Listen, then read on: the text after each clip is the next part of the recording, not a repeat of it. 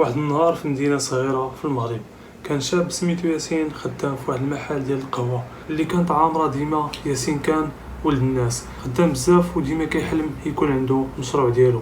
كان كيخدم نهار كامل وكيجمع شويه بشويه الفلوس وداير في بالو يفتح كافي صغير ديالو. واحد النهار رجع عنده من المحل وقال ليه انه المحل غادي يتسد بسبب قله الحركه وزياده التكاليف.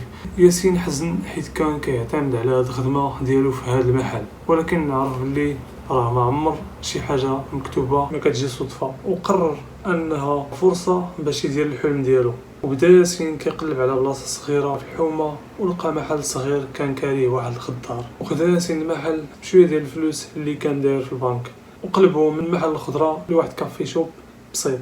بدا كيخدم فيه بوحدو، كيدير القهوه، كيوجد العواصر وكيسول الكليان شنو بغاو وكيحاول يفرحهم بالكلمه الطيبه.